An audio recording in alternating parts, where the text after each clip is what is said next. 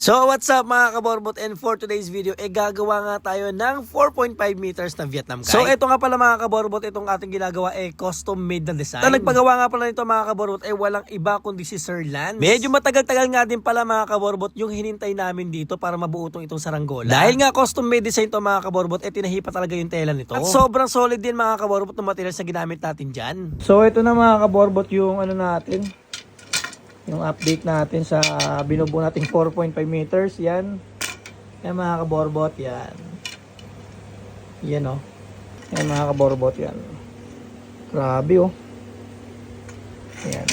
So matapos nga natin mabuo mga kaborbot yung ating mismong shoulder, ito naman pakpak ang gagawin natin. O etong shoulder mga kaborbot na nakita nyo at yung pakpak magkadugtong lang yan. Bali ito yung pinaka-extension niya mga kaborbot. Dahil nga 4.5 meters mga kaborbot, yung ating mismong pakpak kailangan talaga natin na debaklas yung mismong kanyang pakpak. O tinatawag natin na merong extension. Hindi kasi tayo pwedeng bumuo mga kaborbot ng straight na pakpak lang o isang buong pakpak dahil sobrang haba. O ganyan talaga ang magiging yari ng pakpak niya mga kaborbot, may extension talaga o may tinatawag tayong shoulder at extension ng pakpak. Lagay nga pala tayo mga kaborbot ng shoulder o extension ng pakpak kapag 3 meters pataas yung ating saranggola. O sa 3 meters naman mga kaborbot pwede tayong hindi gumawa ng shoulder. Meron tayong pangpakpak mga kaborbot na pwede hanggang sa 3 meters. Kaya madalas na ginagawa natin mga kaborbot kapag gagawa tayo ng 3 meters isang strict na pakpak kapag kasi 3 meters mga kaborbot medyo hassle kapag binubuo natin kapag meron siyang shoulder. So dito nga mga kaborbot buo na natin yung ating mismong shoulder at yung pakpak. Dahil ito nga yung pinakamatrabaho o pinakamahirap mga kaborbot na gawin, ito yung inuuna natin. Ang susunod na natin dyan mga kaborbot fitting. So sa fitting naman mga kaborbot, ang kailangan muna natin dyan sukatin natin kung ano ba yung haba ng kanyang pakpak. So sa fitting mga kaborbot magpuputol din tayo ng excess na pakpak dyan. Gagawin kasi natin dyan mga kaborbot a-assemble na natin yung mismong saranggola. Hindi kasi natin ma-assemble yung mismong saranggola mga kaborbot hanggang hindi pa natin napuputol yung kanyang pakpak. O sa madaling salita, hindi natin makakabit yung kanyang pakpak mga kaborbot kapag ganyang kahaba pa siya. So kailangan saktuhan yung kanyang putol mga kaborbot. At kailangan mga kaborbot na hindi kakapos yung kanyang pakpak. Kung kakapos yan kasi mga kaborbot hindi na natin magagamit yung kanyang extension ng pakpak. So matapos nga natin putulan mga kaborbot at sukatin yung kanyang pakpak, ikakabit na natin itong ating mga stainless tube. Ito nga yung mga pinakasusuksukan ng ating mga carbon mga kaborbot, kung saan dyan natin sinusuksok yung ating mga pakpak. So ang gagawin muna natin mga kaborbot ikakabit natin yung dalawang tube niya, yung baba at saka taas. At saka naman natin isusunod mga kaborbot yung kanyang pinakabuntot. Kapag nasukat pa lang natin mga kaborbot yung kanyang pakpak, saka lang natin isusunod yung kanyang buntot. Isa nga sa pinakamatrabaho mga kaborbot ang paggagawa ng malaking saranggola. Medyo hirap din kasi siya mga kaborbot sa pagbubuo, sa paggagawa ng ganitong kalalaking saranggola. Unlike sa maliliit na saranggola mga kaborbot sobrang dali talaga niyang assemblein o gawin. Dito kasi mga kaborbot kailangan mo talaga ng mga kasama para sa pag-fitting. Kaya ko naman buuin mga kaborbot yung ganitong kalaki, kaso medyo matrabaho lang talaga siya. Matapos nga natin ilagay yung mga tube mga kaborbot dito na papasok ating pag-fitting. Dahil nalagay na nga natin yung mga tube at nasukat na rin natin yung ating mga pakpak, dito na natin ilalagay yun. Ito ang fitting mga kaborbot susukatin natin yung distance ng kanyang pakpak o yung lapad. Para pag nabuo na natin yung saranggola mga kaborbot hindi siya lubot. Hindi kulubot yung pagkakagawa sa kanya mga kaborbot. Dito rin kasi natin malalaman mga kaborbot kung kailangan pa rin natin magputol ng pakpak.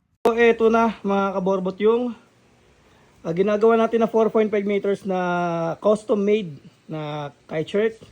Yan, so tuburan 360 yan mga kaborbot yan Let's go. So full body yan mga kaborbot. Grabe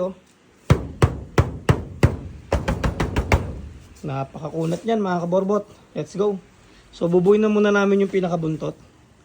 Yan, so let's go. Ito na kayong gagawin natin mga kaborbot na next step. Ang putuli yung pinaka-excess dun sa ating nagawang body. So ito na yung pinaka-sobrang carbon mga kaborbot dun sa ating patindig. So puputulin na natin to mga kaborbot para ma-fix na natin yung ating stainless tube. At permanent na mailagay natin mga kaborbot yung ating mga stainless na tube.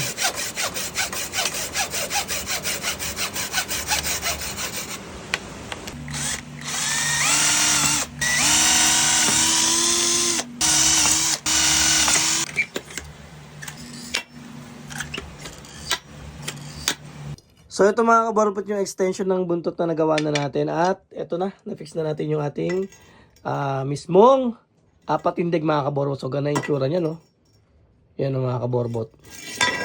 Talagang sobrang tibay niya mga kaborbot kahit sobrang lakas ng hangin. Grabe yung carbon natin dyan ang taba. Yan, so yun mga kaborbot, pagpapatuloy na lang muna natin yung ating yan. So baka next video, pakita na namin sa inyo yung full video mga kaborbot. At bubuin pa natin yan. So let's go. Abangan nyo mga kaborbot. Let's go!